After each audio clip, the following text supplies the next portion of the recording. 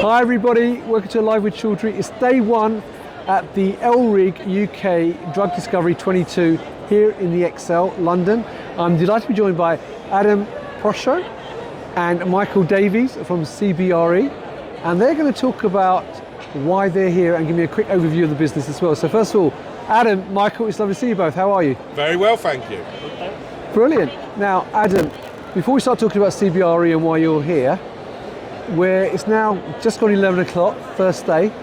How's the show gone so far? Really well. It has been a really busy event. It's really good when you're here at the Excel because you definitely get a big crowd and it's really packed in, a really good vibe. Brilliant. Now, first question, for those people not familiar with CBRE, who are you and what do you do?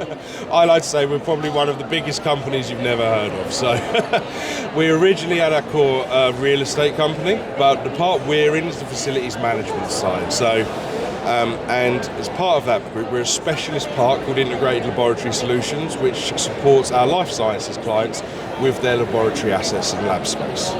Right, and have you, one question I'm thinking about, have you seen that sort of business grow now with more and more companies looking to outsource their services? Incredibly, yes. The opportunity and the expansion in the market is huge, and we as a business are investing heavily in our offering to the market, and as such, that's one of the things we're here to showcase today. Brilliant. Well, that leads very nicely to my next question, which is, what are you talking to delegates about this week? So a key part of how we operate at CBRE is we are a pure service organisation. So we look to partner with key leading suppliers in the industry so that we can leverage our on-site presence and our expertise to the benefit of our shared clients and themselves.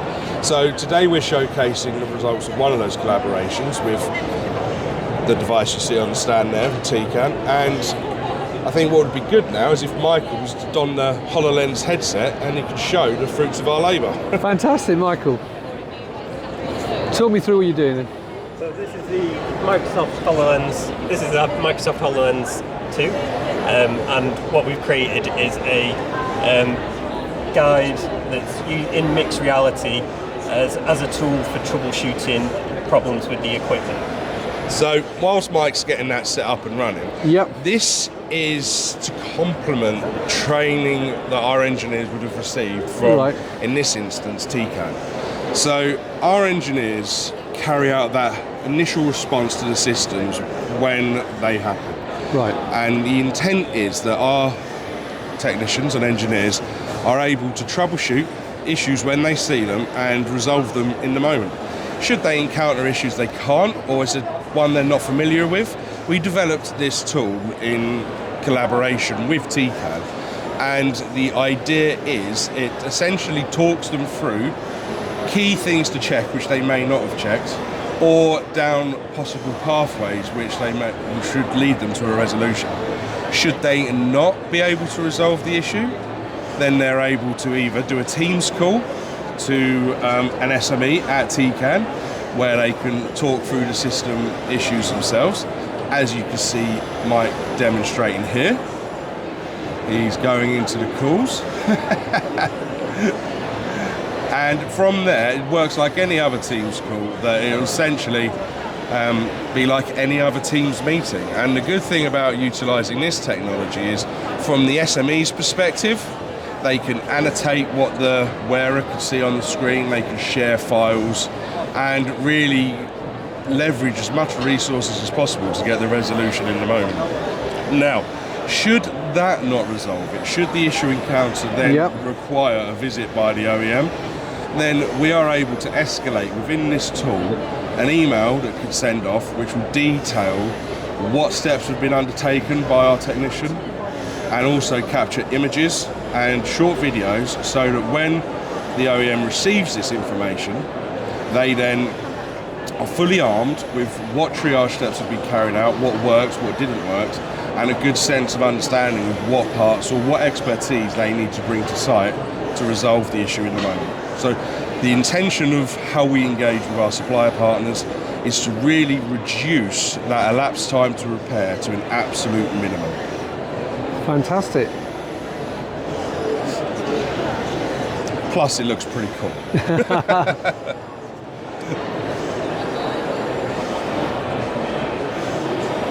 Excellent. Yeah.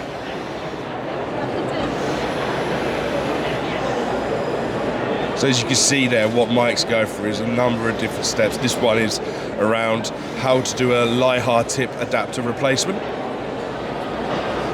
And as you can see there, it's quite intuitive. And the good thing about utilising this technology is it allows you to embed useful videos.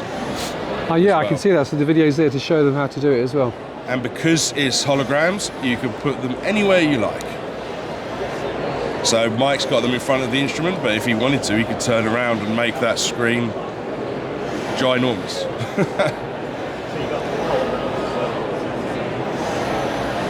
Yeah, so what you can see there is if you see on the TV screen, Yep. so that is a hologram that the wearer would be able to see, so that when they're looking at that part of the step that they need to do, they'll know exactly where on the actual instrument they need to do it.